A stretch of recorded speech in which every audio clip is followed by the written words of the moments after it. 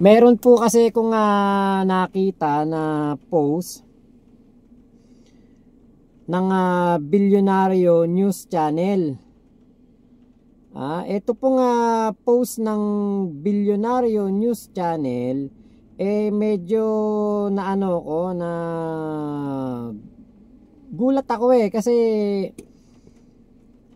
kumbaga parang ito pong si Yorme Isko Moreno, kung nakita naman po ninyo na kumbaga yung ginagawa ni Yorme Isko Moreno sa Maynila ay grabe talaga ang kanyang pagsusumikap para po malinis ang Maynila, para maayos ang Maynila at kumbaga mailagay ulit sa ayos, mailagay ulit sa tama ang Maynila. Ngayon, syempre, meron tayong kasabihan, you cannot please everybody. Hindi mo lahat kumbaga satisfy ang kanilang mga kumbaga kagustuhan sa isang tao, o hindi mo masasatisfy ang kanilang mga cravings. Hindi mo masasatisfy ang kanilang kumbaga yung kanilang hinahanap sa isang leader o sa isang politiko. Meron pong kumbaga kasabihan din na nobody's perfect, di ba? So nakita ko po itong post na ito ng Bilyonaryo News Channel na hinahanap ko ngayon. Kanina naka-ready na okay. Hindi kasi ako sanay dito sa hindi ako sanay dito sa cellphone ng asawa ko Okay, eto. Nakita ko po itong post ng Bilyonaryo News Channel na ito. Ayan, yan. Yan po.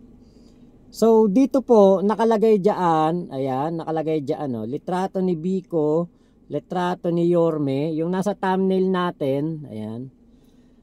Nakalagay po dito Biko over Isko.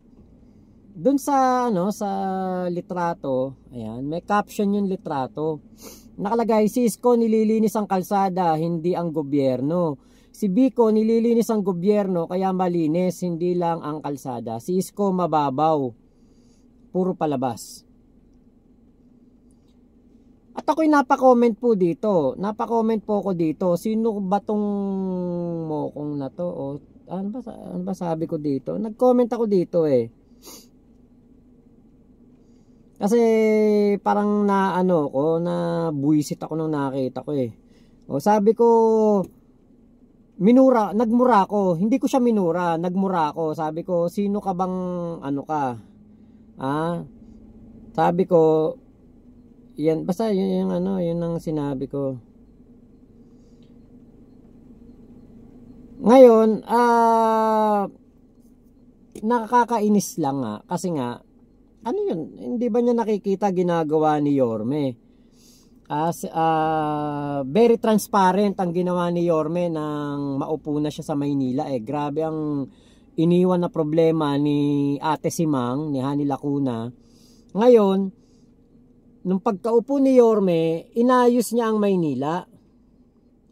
Grabe ang ginawang pag-aayos ni Yorme sa Maynila Nakita ko yung effort ni Yorme. First day pa lang, masayang masaya na mga taga Maynila. So dun pa lang, ibig sabihin, masaya ang taong bayan, masaya ang mga Manileño. So ibig sabihin, nasisiyahan ang mga Manileño sa pagbabalik ni Yorme sa Maynila. At ibig sabihin din ito, maganda ang ginawa ni Yorme sa unang araw pa lang ng kanyang trabaho. Diba? Hindi man lahat, pero majority ng mga Manileño masaya sa ginawang pagsasaayos ni Yorme sa Maynila unang araw pa lang, first day pa lang. Kaya nga ang chat ko kay Yorme, sabi ko kay Yorme, first day pa lang po ng inyong pagbabalik Maynila, ang dami nyo nang napasaya. Talagang nakita ko po ang nag-uumapaw na kasiyahan ng mga kababayan natin sa Maynila sa pagbabalik ni Yorme. Ngayon, syempre merong hindi masaya diyan. Merong maaring meron ding mga kumbaga sila yung mga ano po, mga mahirap bang pasayahin. Sila yung mga taong mahirap pasayahin. Merong mga tao na hindi talaga maliligayahan kahit na anong gawing pagsasaayos ni Yorme sa Maynila. Dahil nga po, baka ayaw nila kay Yorme. Baka iba ang kanilang kandidato.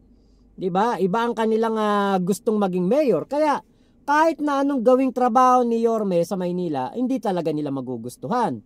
Ngayon, habang ako nga po'y nasusura dito sa tao na ito, tinignan ko kung sino tong kumag na to.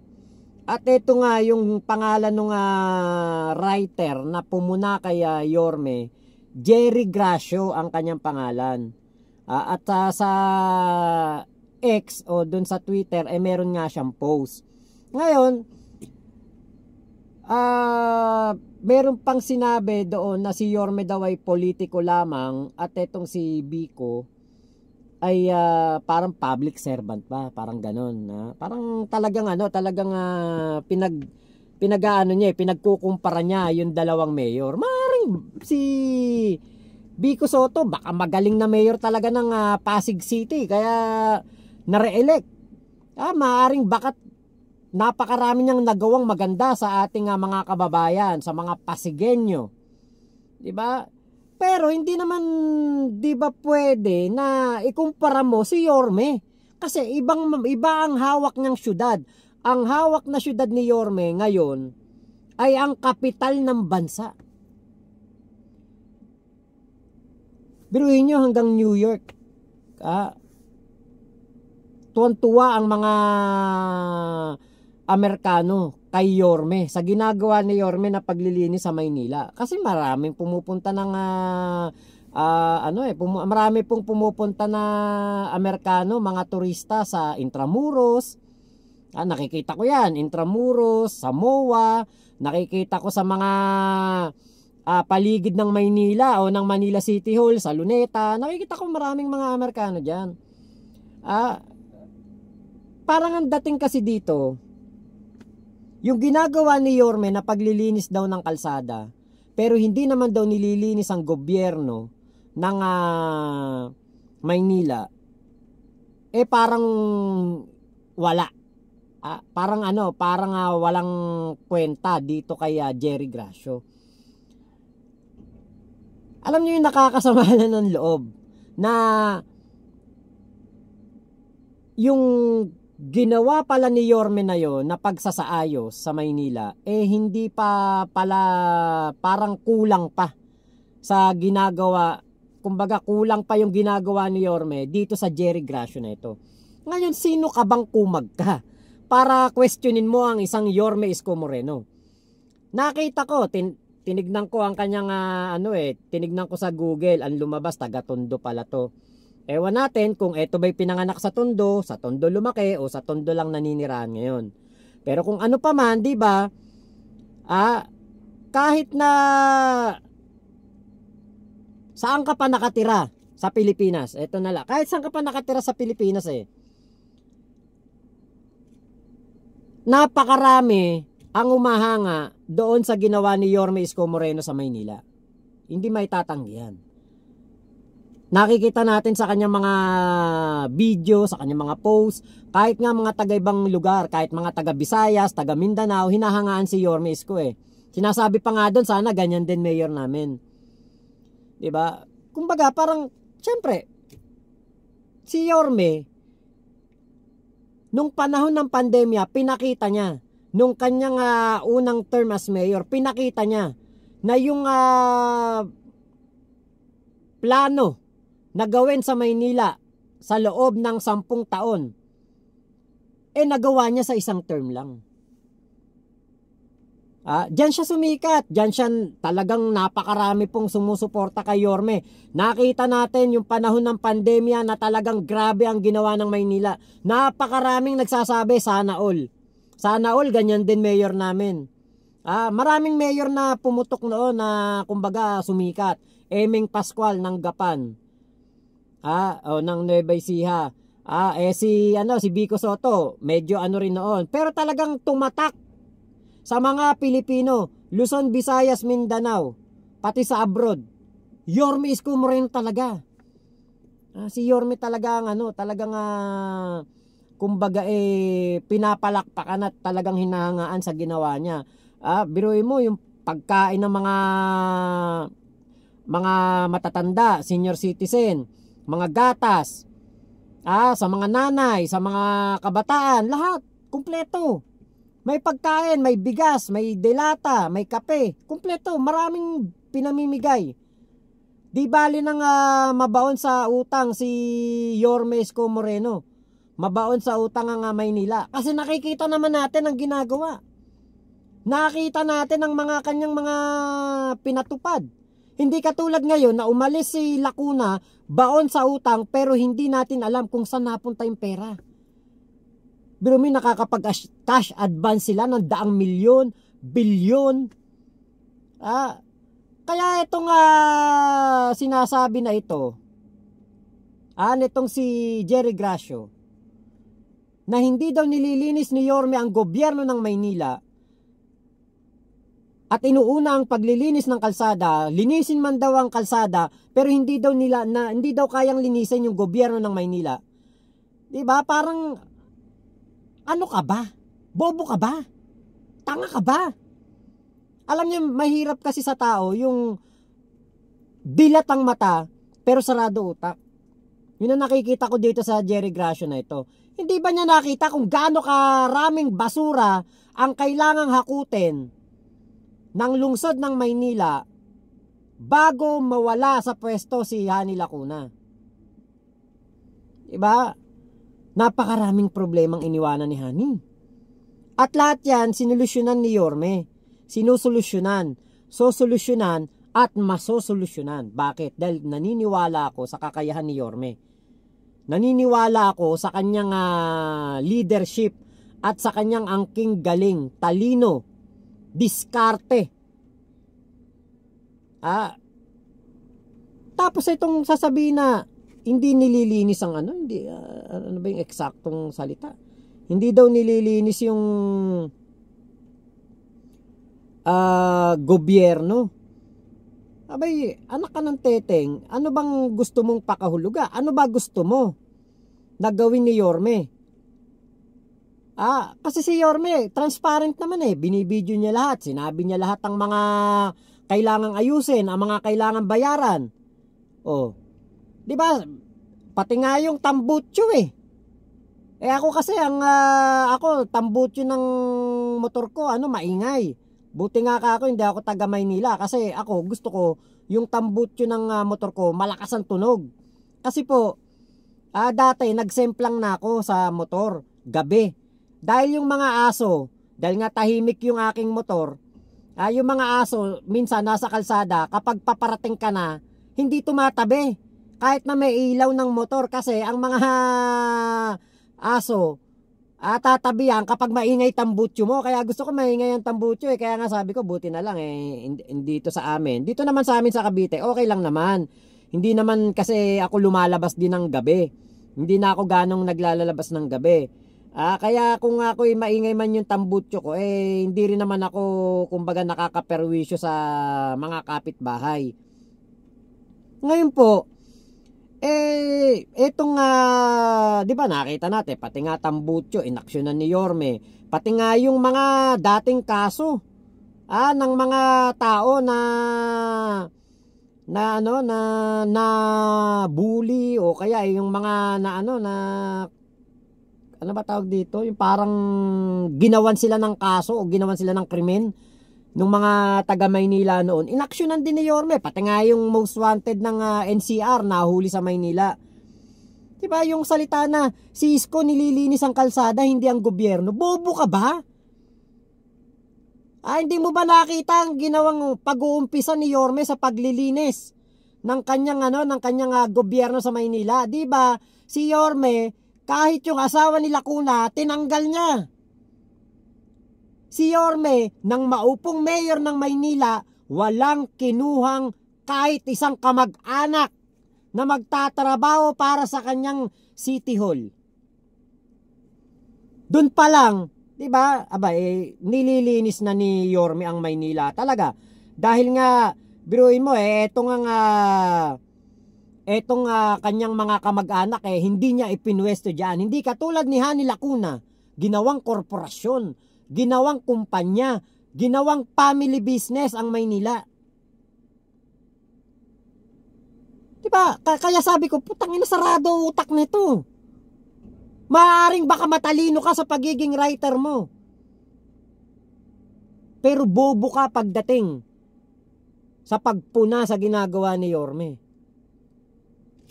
Iba kasi yung bobo sa iba kasi yung bobo sa sarado utak talaga. Etong Jerry Gracio na ito, nung i-search ko, ano po siya, talagang critical po siya sa mga gobyerno. Eto, anti-digong to. Nung panahon po ni Digong, kinokondena nito ng matindi ang pagkasara po ng ABS-CBN. Yan po yung nakita ko. Ito nga po, dati pong nagkaroon din to ng kumbaga parang gustong maging representative, party list representative. Nang makita ko, kaya siguro busit kay Yorme. Kaya siguro ayaw kay Yorme. Kaya siguro ayaw kay Yorme kasi si Yorme andon, mahal na mahal pa rin ng Maynila. Nawala ng 3 taon, pero nung kumandidatong mayor, landslide ang pagkapanalo. Siya. Nung siya nga nagnais na maging kandidato, nagtrabaho din po to sa gobyerno. Ngayon, nung nanalo si Digong, nawala po siya. Nawala po siya sa gobyerno na. Nandito kasi sa dito sa cellphone. Hindi ako marunong dito sa cellphone ng asawa ko Teka nga, ko nga yung meron akong dito sa Okay. Teka, ito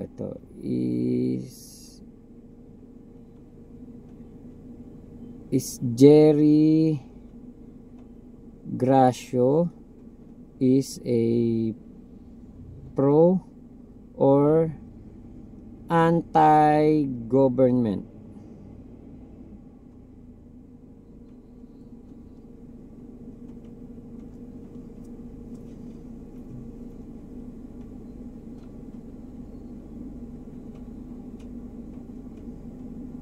Nako, nag-automatic.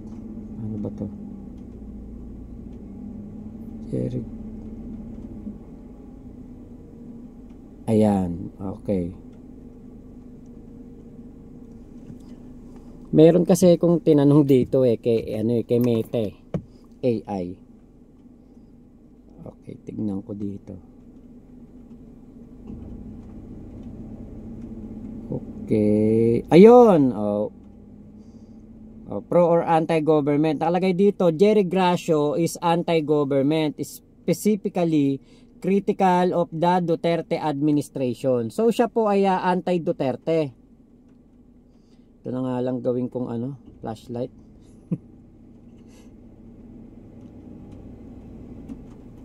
Mahirap mag-iPhone, kaya ako ayoko na iPhone Mahirap gamitin. Nako.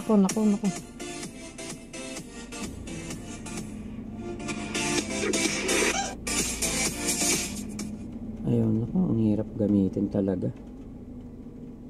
Yun, ito na lang gamitin nating flashlight. Ayan.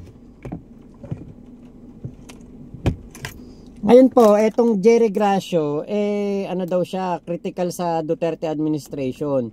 Resigned from government position. Gracio resigned as Commissioner of the Commission ng Wikang Pilipino twice First in 2016 after Duterte's election and again later citing the government's disregard for human rights and press freedom.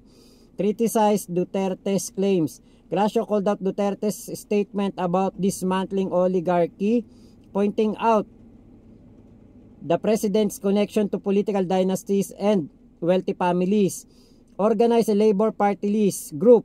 Gracio helped organize the Kapamilya ng Manggagawang Pilipino Party List Group, which seeks to represent workers and marginalized sectors and accept a second seat nomination for the group.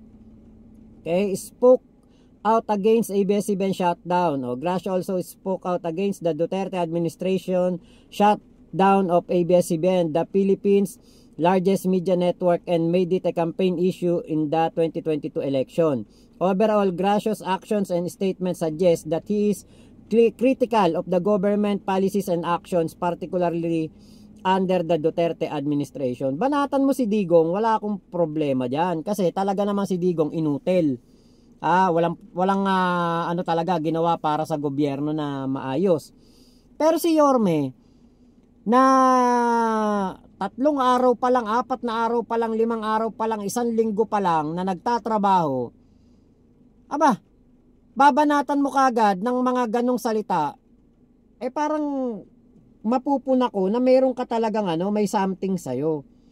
Parang dating nitong sa akin, nitong Gracio na ito, sarado utak, sarado isip. At hindi niya matatanggap ang isang Yorme Isko Moreno kailanman kasi nga insecure siya. Insecure kasi siya hindi siya minamahal siguro ng mga taga Maynila. Nakikita niya siguro mga taga Maynila, grabe pagmamahal kay Yorme Isko Moreno. Diba? Yun ang aking dito.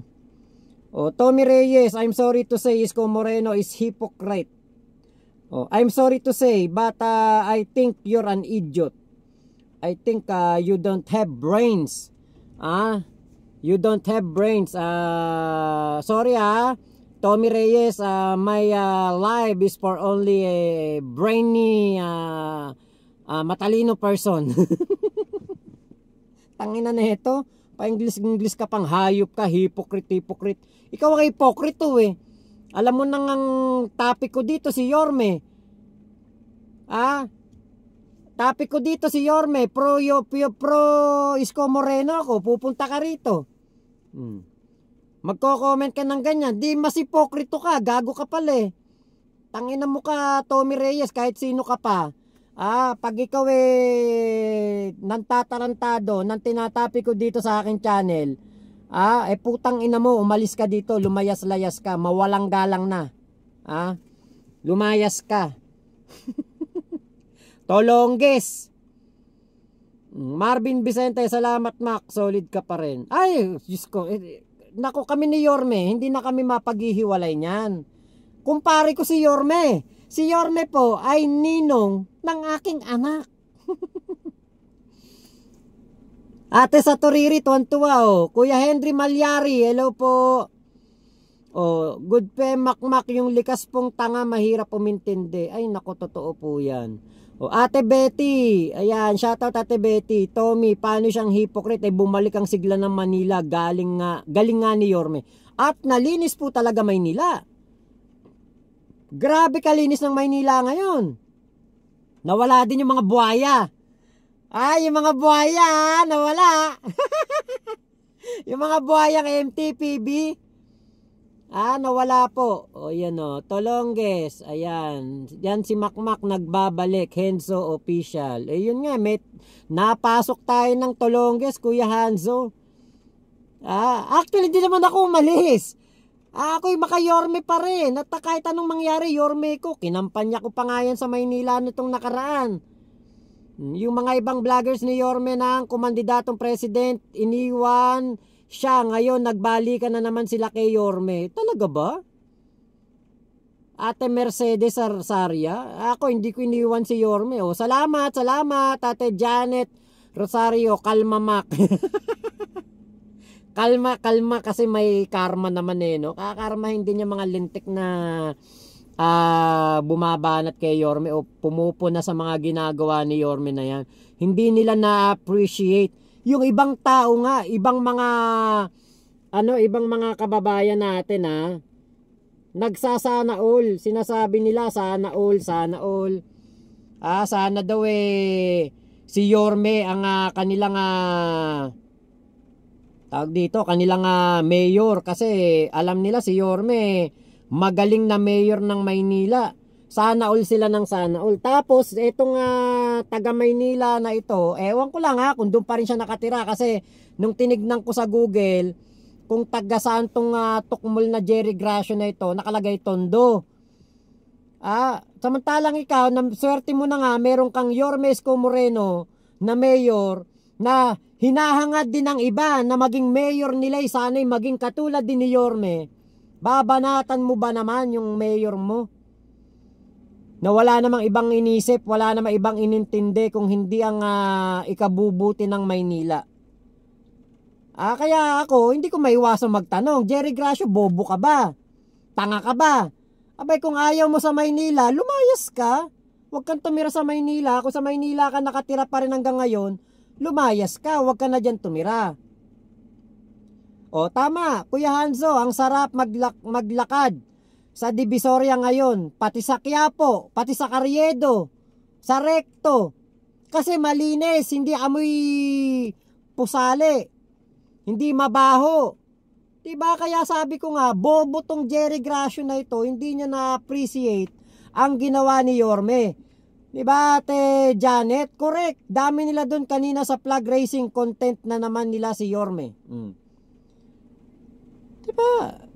Kung ako lang nasa Manila, madali lang akong makabiyahe, kaya lang malayo ako Ibablog ko rin si Yorme, doon ako mag-i-stay sa Maynila. Napakaswerte ng Maynila sa pagbabalik ni Yorme, tapos merong isang tao na ungrateful sa blessing na dumating sa kanila. Ang ganda ngayon, malinis, dabe si Isko, Ate Susan Vergara. Diba? Good evening po Ate Susan. Kuya Henry, grabe yung mga bumaliktad na vlogger, nagbalikan na naman. Talaga ba? Sino? Kuya Mark Bautista, I think si Sam Bersosa ang mayor ni Jeric na yan. Baka nga. Mga Coops vlogger dati ni Yorme nagbabalikan na. Sino kaya yon, yung mga yon? Kasi ako, katulad yan, may FB, meron po akong page sa Blue App. Ando ng picture namin ni Yorme, hindi ko inaalis. Simula nung panahon na nilagay ko yun, hindi ko na pinalitan. Saka mag-e-election nun. Kaya alam niyo po, itong mga ganitong tao na ungrateful po sa pagbabalik ni Yorme sa Maynila, lumayas na lang po kayo. Doon po kayo tumira sa mga kung gusto niyo doon kayo tumira sa Pasig. Diba? Doon kayo tumira sa Pasig. Alam niyo, parang kinumpara nga tong si Biko kay Isko. Sa totoo lang, ako ayoko magsalita ng hindi maganda kay Biko. Pero si Biko, marami pang kakaining bigas kumpara kay Yorme. Maraming lalamunin na bigas si Biko bago niya matapatan ng isang Yorme Isko Moreno. Panahon ng pandemya, si Yorme nakapagpagawa ng ospital para sa mga COVID hospital. Sa loob ng 51 days nagawa niya. Oreo God, Caloocan, pwede pa. Doon siya tumira sa Caloocan, di ba? Doon siya kay Along malapitan. Dapat maging proud sila talaga. Grabe, super linis. At isa pa po. Eto nga yung pinapangarap na mayor ng ibang Pilipino, nasa kanila na. Nasa kanila na. Ngayon, di ba, kung nasa kanila na yung kanilang hinahangad ng ibang tao, di ba napakaswerte mo nun? Yung iba pinapangarap lang na magkaroon sila ng Yorme Isko Moreno sa lugar nila, sa bayan nila. Kayo walang kahirap-hirap, nandiyan si Yorme sa inyo. Wow pero hindi corrupt si Biko. So ibig sabihin mo ba, Sanson o Sansan, corrupt si Yorme Isko Moreno? Kung corrupt si Yorme Isko Moreno, maglabas ka ng ebidensya. Pumunta kang ombudsman, kasuhan mo si Yorme. Ipatanggal mo sa pagka-mayor si Yorme, punta kang DILG. Kung saan ka pwedeng magreklamo. Sasamahan kita. Pag meron kang matibay na ebidensyang si Yorme Isko Moreno ay nangurap, papaputol ko 10-10 ko. Sasara ko lahat ng SOCMED ko, lahat, FB, YouTube, lahat isasara ko. Hindi na ako magpapakita sa SOCMED kapag si Yorme nangurakot. Papaputol ko ang 10-10 ko live. Tangina, kung yan magkatotoo. Kung totoo nga si Yorme kurakot. Yan ang pinakamatinding mo niyan. Pinakamatinding akusasyon na magagawa mo kay Yorme. Putang ina, ni isang ang kamag-anak, kahit nga malayo kamag-anak, wala yang pinwesto sa City Hall, ta sasabihin mo kurakot. Bugok pala to